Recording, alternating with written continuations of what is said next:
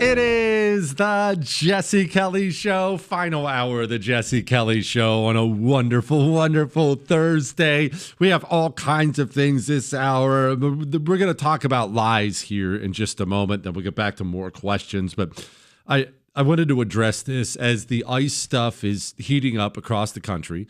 The Trump administration, to their credit, they're not backing off. Whenever these kooky commie cities push back, they push back even harder, so they're handling it the right way.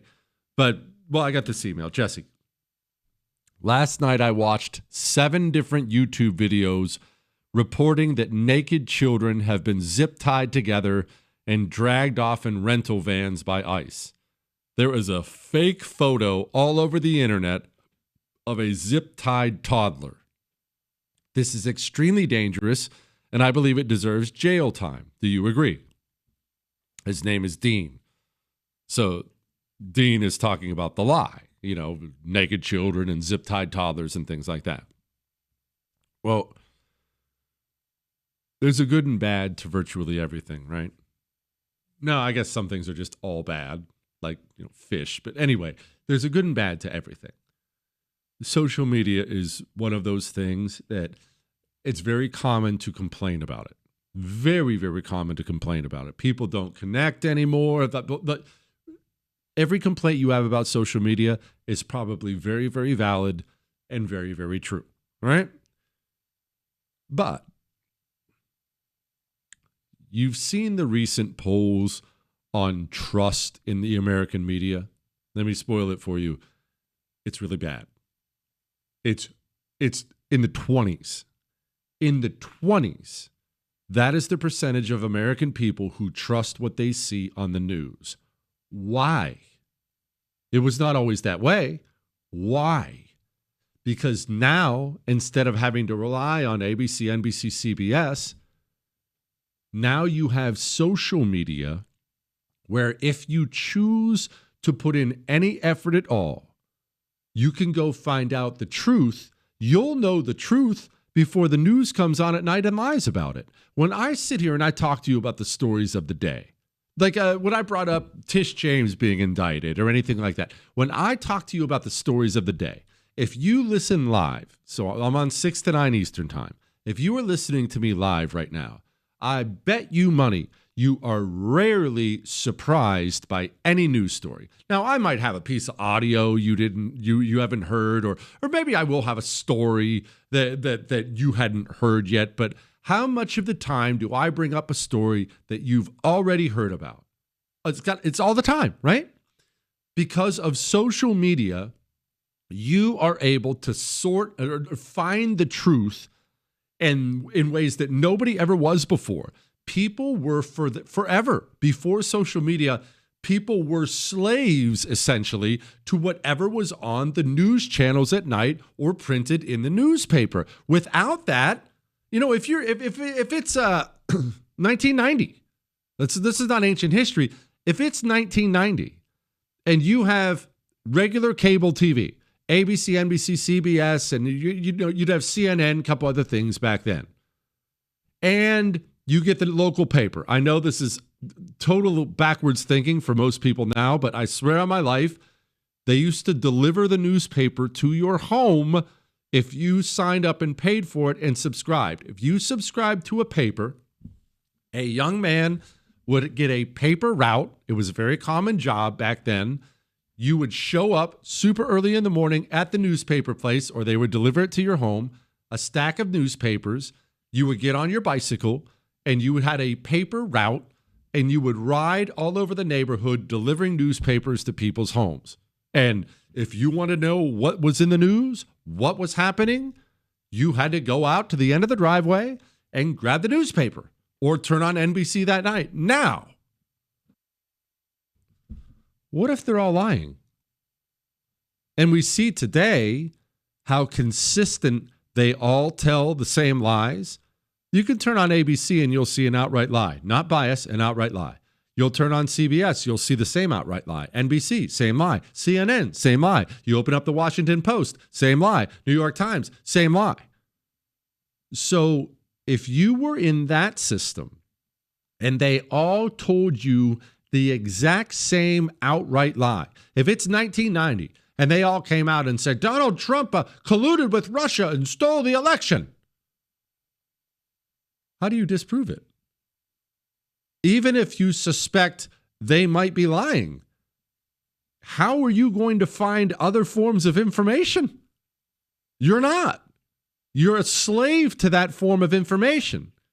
Now, that's the good news. Social media allowed us to find information, other sources of information, so we can bypass the lies and disprove the lies. And it's destroyed trust in the media, which is perfect because they're a bunch of lying commie scumbags.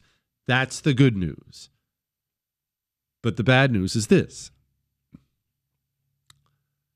Lies travel faster and further now. Lies have always traveled at breakneck speed. Now, with social media, combined with the communists' willingness to lie about everything at all times, now lies can travel immediately to millions and millions and millions of people. And other communists will repeat the lie. Sometimes it's because they believe it. Sometimes it's just because they want other people to believe it. But that picture, maybe you've seen it, maybe you haven't. There's a picture of a toddler who has been handcuffed or zip tied. The picture's a little grainy. And some communist on social media said that was what ICE was doing to a child. It wasn't ICE. It wasn't even in this country. It has nothing to do with ICE or Trump or anything like that at all. Now, communists are spreading it and sharing it everywhere. The bad part of social media is your world, that your liberal Aunt Peggy's world of make-believe can be reinforced on social media. Instead of her being exposed to the truth, now her world of make-believe just gets more cemented in her mind. You want a great example of this? All the social media companies were telling all the same lies at the same time too. Remember during COVID, when they deleted your account for saying this mask is stupid and the vaccine doesn't do anything for you? Remember that? Well, Elon Musk got angry about the rampant censorship on social media, and so he bought Twitter and renamed it X. Okay? All right, maybe you're on there, maybe you're not. It's fine if you're not. But you know where the communists went? They left. Not all of them. A lot of them left, and they created a new social media website called Blue Sky. You ever heard of Blue Sky? Probably not. It doesn't matter. You don't need to go. But if you want a fascinating / horrifying little wade through the communist ecosystem, go over to Blue Sky. Now, because it's a place that would absolutely censor you or me, now they've found a new bubble where they can stay, and the biggest, craziest, most ridiculous lies will be repeated over and over and over and over and over again. And they went there on purpose because censorship stopped on Twitter. It's not just that the world of make-believe is created for them. Oftentimes, they want to live there. That's what they prefer. Remember that if you start exposing a communist's lies they believe, if you start exposing that to them, your liberal Aunt Peggy, you start showing her the truth about anything, she'll respond in anger, even if you're not being mean. And part of the reason she's responding in anger is you're not just exposing the truth about one issue, whatever that issue may be. You are tearing apart her entire world.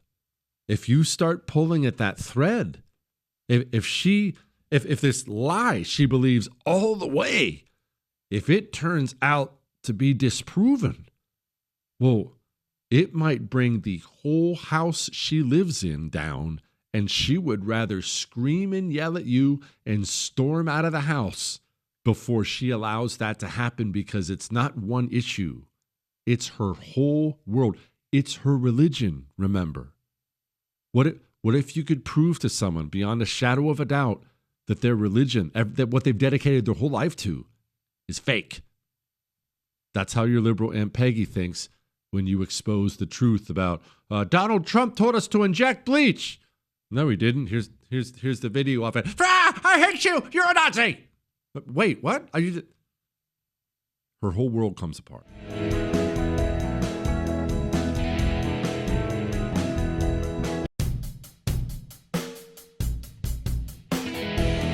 It is the Jesse Kelly Show on a fantastic Thursday. Remember, if you miss any part of the show, you can download it, iHeart, Spotify, iTunes.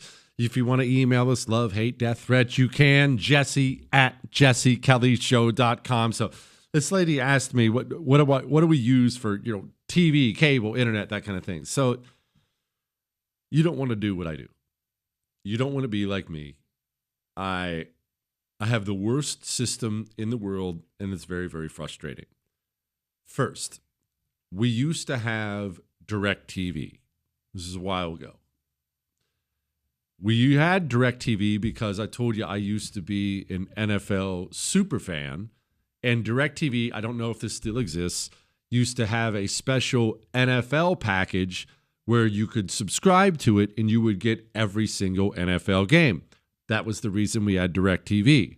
Well, along comes St. George Floyd. He dies of an overdose. The NFL starts printing the name of rapists on their helmets and putting end racism in the end zone. And Jesse says, goodbye, no more professional football for me. So now I don't need DirecTV. Now I'm looking at my bill. Don't quote me on this because I don't remember exactly, but I think we were paying somewhere in the neighborhood of like $140 a month or something like that. Yeah, it was a lot, Chris. Maybe 130. It was a lot. It was a lot. Well, I really don't want to make myself sound like Jewish producer Chris, but that's too much money. So we decide, hey, this is the internet era. If we're not watching the NFL anymore, dump DirecTV. The TVs are all hooked up to the internet. If there's something you want to watch, if there's, I'm a documentary freak. If there's a documentary you want to watch, or maybe one of Ob's weird serial killer shows that she likes, if there's something like that you want to watch, just get a subscription to this or that, whatever that may be. Amazon Prime, anything like that, and whatever that may be. Okay? Maybe you've done this too. This is what I started doing. But these companies keep making me angry by putting out, they have to gay everything up. They have to ruin every freaking show. They keep making me angry. And so something will pop up that I want to watch. I'll get a subscription, and then I'll cancel the subscription as soon as I'm done watching it so I don't keep paying the company. But at some point in time, you forget to cancel some, and then you have a subscription, and then you're trying to figure out how many subscriptions do you have? Should you delete this subscription? And by the time you're done, if you look at all the subscriptions for this thing and that thing and the you're paying more than the $140 you were paying at DirecTV anyway. It is a horrible system. I have no earthly idea how to fix it at all. I do know that I love my documentaries. Look, that's part of how I do my history research for the show. I try to stick with books. I read everything I can, but if I watch there's very rarely a good documentary. Good documentaries are hard to find. But if I watch a good documentary on something where I can see it, it helps me. I don't know if this is going to make me sound like a fruit. If I can see it, if I can lay my eyes on it, it helps me help you visualize it. Does that make sense? It helps me describe it to you once I have actually seen it. So documentaries become part of it. And that was a long way of saying, don't do what I do. I have no helpful advice to you whatsoever. I'm doing it wrong. I don't want to give these companies, most of these companies are trash, so I don't want to give them my business. Now, there are some that I would never, ever consider for any reason. Disney will never, ever have another dime of my money at all. That is the biggest, most important children's company on earth. and it is turned into gay propaganda for children. It's disgusting what they have done to that company. There's no Disney Plus. There's no Disney nothing. We'll never be going to Disney World or Disneyland. That is a gross, gross company. But still, it's just, yeah, it's hard. And that's a good point, Chris. Pluto TV, Chris pointed out, is free. So I try to seek out free services. But right now it's the baseball playoffs. Now that I'm 44, going on 84, I've started to enjoy baseball. I enjoy what appears to be a much more patriotic sport. I can take my kids to the games, and they don't have to watch strippers who are pretending to be cheerleaders, and nobody's going to get drunk and throw beer at them. It's more family friendly. But you can't watch that on half the free stuff. It's horrible. Look, I go through it too. All right, it's horrible. Jesse, my daughter recently applied and had approved a chapter of Turning Point USA in her high school. I'm so proud. I love seeing her generation get in the fight. My son, too. They're hardcore anti-communists. That's really cool. What advice do you have for her and all the young people getting involved in the anti-communist movement to take back our country? It says I can say his name or her name. I don't know. AJ. I don't think you need advice from me because you're far ahead of where I was at that age. You don't need advice from me. I will tell you this, though. Read. I know that sucks. And if you don't like to read, it sucks. Hoover up knowledge, okay? Hoover up knowledge. It will help you along the way. And there's no better way to do that than books. If it has to be books on tape like Chris, make it books on tape. Read and make sure you stick together as a coalition. Right? You're going to need friends along the way because it's going to be rocky. And other than that, be bold. You're right. They're wrong. Be bold.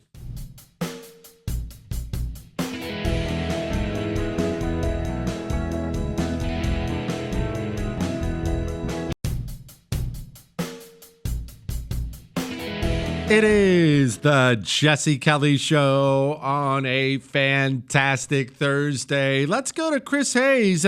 Apparently, RFK is too obsessed with autism. Today, we are signing an executive order. That's the wrong button completely. I can't believe that did. Chris Hayes sounds a lot like Brandon Johnson. One of the things that's been very strange to me about watching the development of the perversion of the public health system under RFK is the obsession with autism. So it's like I think that's a pretty good thing for the head of HHS to be worried about, to be focused on as families struggle. But, of course, to the communist, he can't make any sense at all. Doesn't he know they're just supposed to be pushing the clot shot into your arm? What are they digging into real issues for? JK-47, I normally buy off on 95% of your takes and have chosen to overlook when you're wrong. Because it rarely happens and your opinion can somehow be influenced by Chris, and you are handicapped by unusually small hands. But this, sir, cannot be overlooked. You've referred to the car maker as Jaguar and not Jag. He just said the same thing, and not Jaguar, like normal people do. This literally drives me nuts. Your conduct is an example of why West Virginians question the opinions of those from the other side of the Ohio River. It's called Jaguar. They even have a Jaguar on the thing. What, Chris? What? Jaguar? Why would I? There's not an extra vowel in it after the G. It's British? It's a British company? I thought it was American. I didn't know. What? I'm not a car man. I don't know everything. Okay, and there's not a vowel after the G. It's not Jaguar or whatever you just said. It's Jaguar. They're Jaguars. It's the whatever. Dear Dr. Jesse, am I the only one fed up with texting? I love texting. Texting makes sure that I never get trapped on the phone. I'm a big texting person. In fact, I'm even that guy. If you call me, and usually I'll just ignore it. But if you're somebody I can't ignore or probably shouldn't ignore, I'll ignore the call and then shoot you a quick text. And it'll say something usually along the lines of, I'm in a meeting. What's up? You should know I'm never in a meeting. That is a lie 100% of the time. If you're one of my friends or family members listening right now, and I have ever texted you that I'm in a meeting, what's up? That was a lie. I told an outright lie.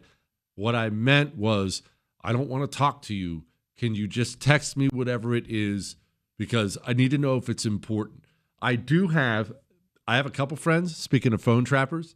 If you want to know, you're never going to get me to answer the phone ever. They will text, and then if I text back, the second my return text hits their phone, they call.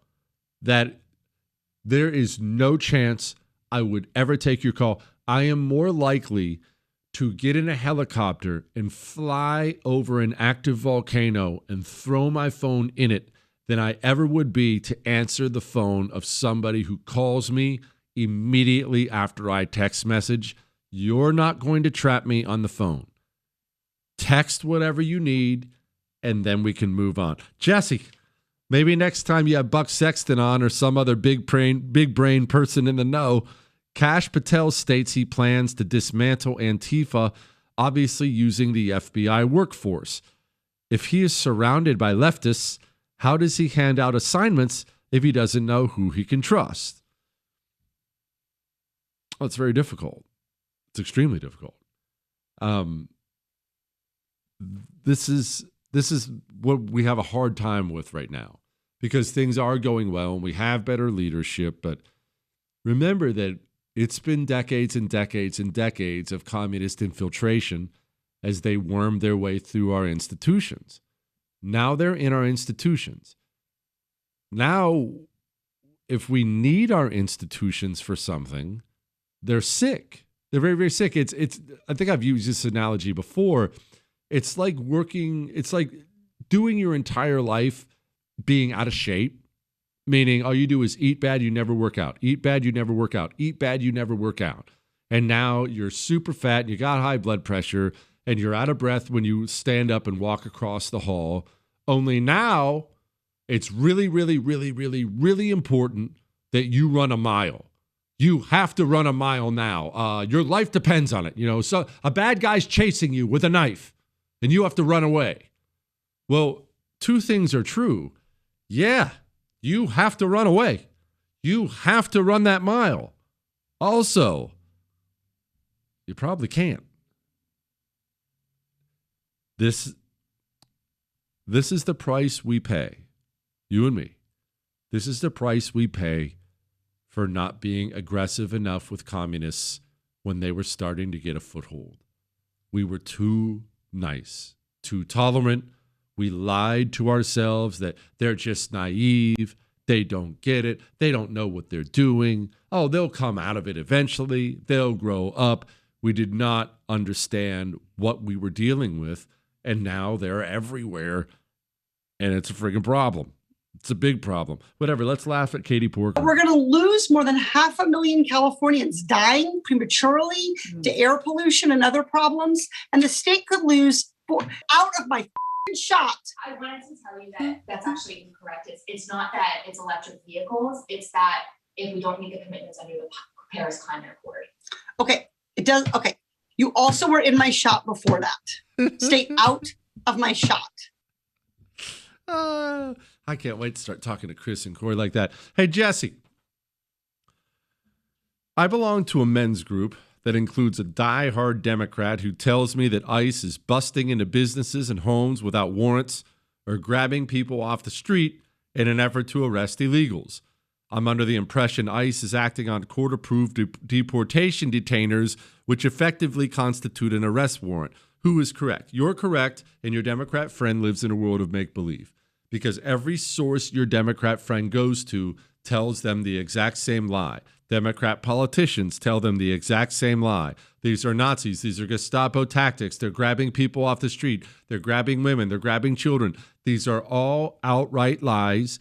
But if you watch the news, that's what you believe. And look, the politicians, they're all telling the same lies. They're all having the exact same line. What do you know about this incident? Were federal agents boxed in and assaulted? Well, we don't have a lot of facts. What happens in these sorts of incidents is We had absolutely all the facts. We all watched the video. In fact, by the time J.B. Pritzker waddled onto that television set and sat down, you had already seen the video of the federal agents being boxed in. Your liberal Aunt Peggy didn't see that video. Your liberal Aunt Peggy is over there on Blue Sky watching CNN, and so she is lied to at all times, living in a world of make-believe. Jesse, I don't own a firearm. I feel like the Second Amendment leans to the effect of you need to own a firearm for no other reason than use it if the government tries to take it.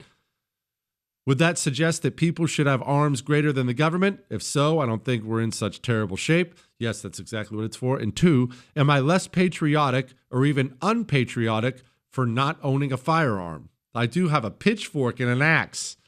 Well, it's not the year 1600, so a pitchfork and an axe are going to be of precious little use if the person who's trying to kill you has a gun. No, that doesn't mean you're unpatriotic, though. Some people just don't like guns. Maybe you're not even allowed to own a gun wherever you are. Maybe you're in one of these communist hellholes where they want you disarmed so they can turn some 20-time felon loose on you and send him into your house with the butcher's knife. I don't know what your situation is, but look, if you don't like guns, don't ever want to shoot a gun, that's your business.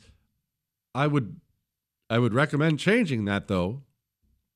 I would changing that. All right?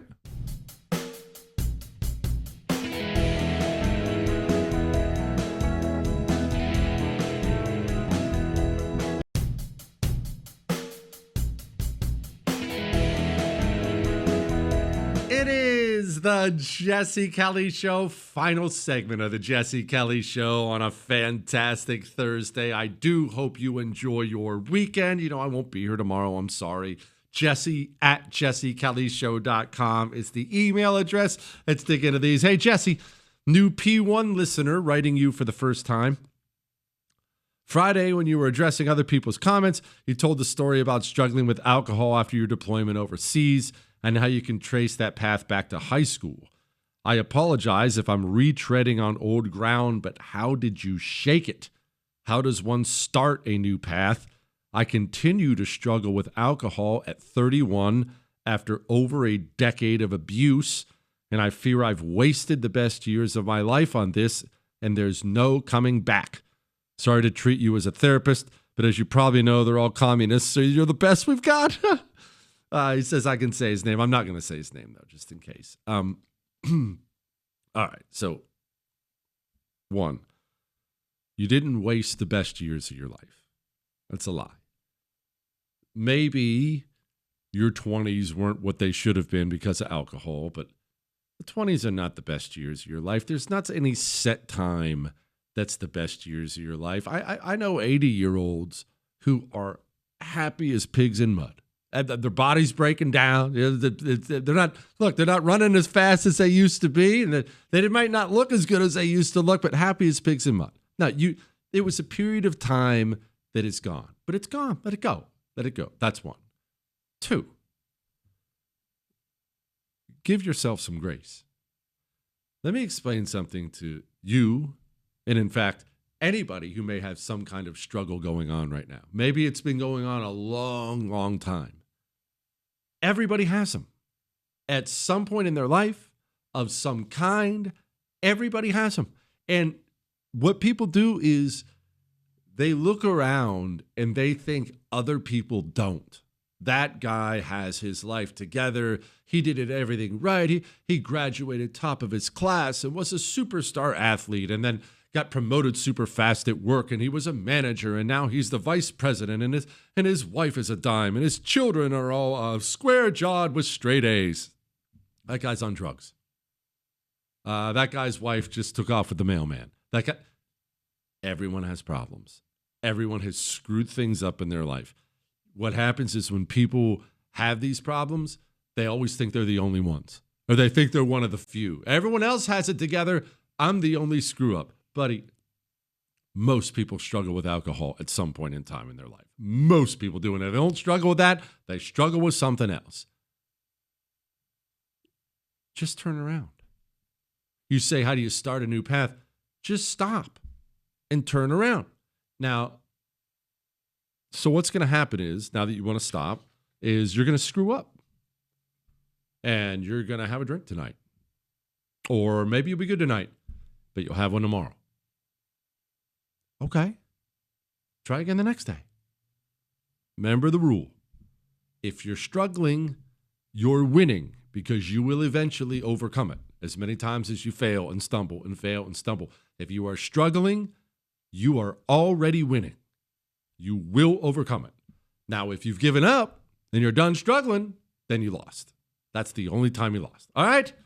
All right. Jesse, Somalia. Oh, so we have gotten some angry emails about our crappiest country in the world tournament.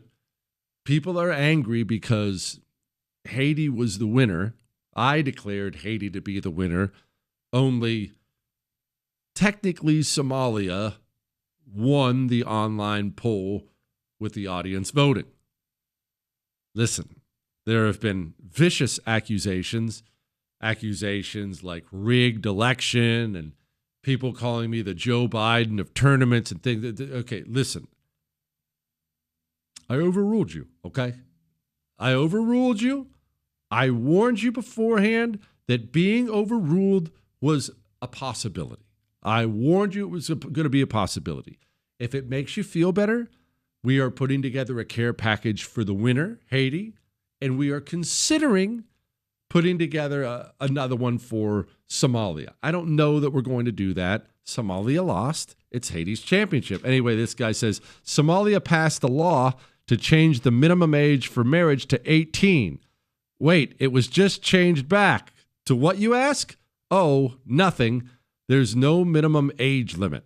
Somalia deserved that title and a partially used Red Lobster gift card, and you know it. It is a truly wretched place. It is wretched beyond belief. I'm just so grossed out by this concept. The child bride thing is real there. Be very grateful you were born in America. If you're in America listening to the sound of my voice, if you're in any first world country, honestly, if you're anywhere besides Haiti, be very, very grateful you were not born in Somalia.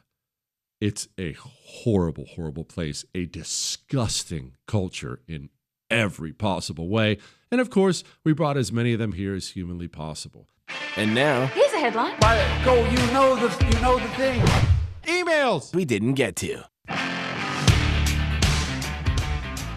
Jesse, what do you like better, Taco Bell or Del Taco? Taco Bell. I've never been a big Del Taco guy. We had one. My buddies loved it. I always thought it was kind of meh.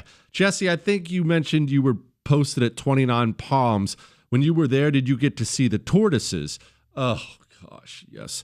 I think they were called the desert tortoise. The desert tortoise, I believe it was. Get this. There's such a protected species there that if we were doing a shoot, and a shoot is a big deal. You're marching your entire company, your entire battalion out. You got weapons, you got everything else. If you're doing a shoot and someone spots a desert tortoise out on the range, boop, shoot, stopped. They will stop an entire training exercise, and they had to call special people out to move them. Apparently, these things are ultra sensitive. No wonder they're endangered. If you touch them or something like that the wrong way, I forget exactly what the circumstances were, they would pee themselves. They would pee all the moisture out of their body and they would die. If you touch them, they die. I know, Chris. I know. Talk about an animal trying to die off. Somehow that burned up all the rest of the show. I will see you on Monday. That's all.